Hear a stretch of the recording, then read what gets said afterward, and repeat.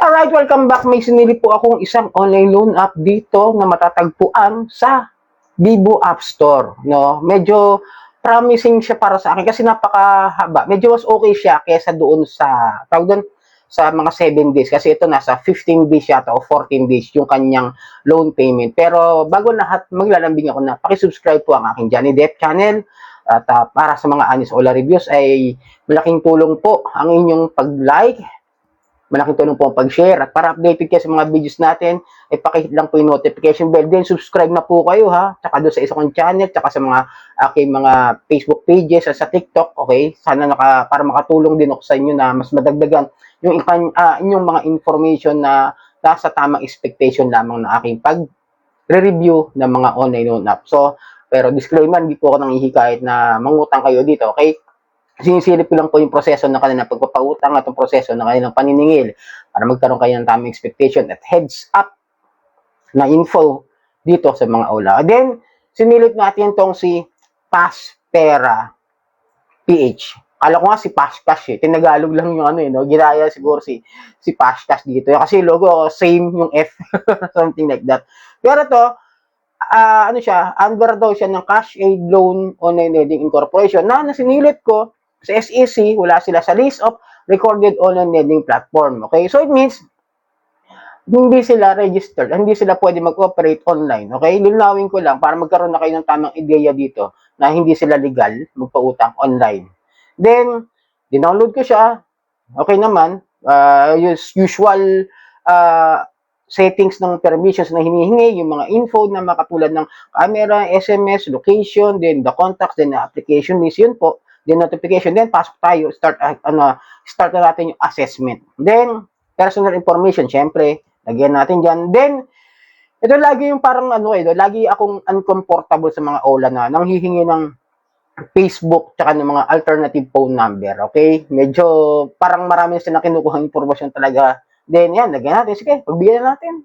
Para mapasok natin, masilid natin yung mga address, yung mga kung ano-ano, etc., etc. Then, the identity verification, okay? No, ID type, syempre, ginamit ko UMID.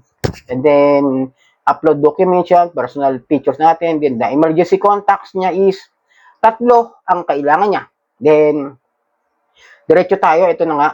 Nagulat lang ako, biglang Paspera, 3,000 agad yung aking credit limit, yung available na pwede kong hiramin. Hanggang 3,000 siya. Pero pwede kang mamili rito ng choices, no? Yung mamili na nga choices, pa ba yan? May choices ka na, yung 3,000 na yun, pwede mong babaan sa 1,000, 2,000, hanggang sasagad mo ng 3,000. Ito nakalagay dito, no? For 15 days lagi, ayan, no? Tapos meron siyang nakagray yung kulay, yung 6 payment per 15 days. Parang meron pa siyang options pag once na ma-approve ka siguro. Okay, pero dahil nga 4 na beses na po na 15 days, yun yung ano niya. Then sinubukan ko yung 1,000 mga kadyani. And then yung 1,000 niya is every 14 days nga pala, tama 14 days kasi February 10 ko to tinignan, sinilip. Ang 15 days na hulog sa kanya is 400 every 15 days. Bali lahat na to. Yung principal, tsaka yung total fee is 400, 400, 400, 400.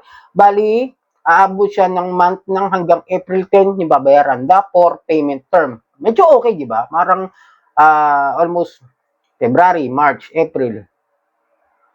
Kaya sabihin 3 months. Diba? Okay na. Para mas okay siya kesa talaga doon sa iba na 7 days na halos ibaong ka na sa utang tapos mang problema ka pa. Dahil may tubo pa rin. Pero ito medyo okay sana siya. Then, ito yan. Sinubukan ko. In-applyan ko siya. And then, ito nga sinabi niya, ang first payment date ko raw is February 24, 2026. Then, 400 ang unang hulog.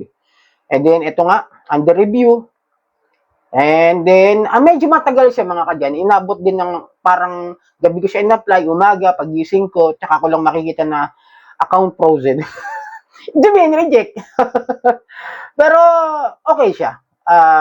Malayo yung agwat, hindi siya 7 days. Pero ulitin ko ha, hindi ko kayo inihikayat mangutang dito. Kasi hindi po siya registered o wala siya sa list of recorded online lending platform ng SEC. Medyo Alam niyo na, ibig sabihin nun, medyo mas more prone tayo sa pagkakaroon ng mga abusive collection system nito mga ano na to, ng mga ganitong klase ng mga online loan app, no, mga nada-download natin. No, siyempre, yun na nga, reject tayo, pero pinasilip ko lang sa inyo para magkaroon kayo ng ideya dito sa Pastera. So sana nakatulong ang video ito na muli maglalambing ako na paki-subscribe po, Johnny Depp.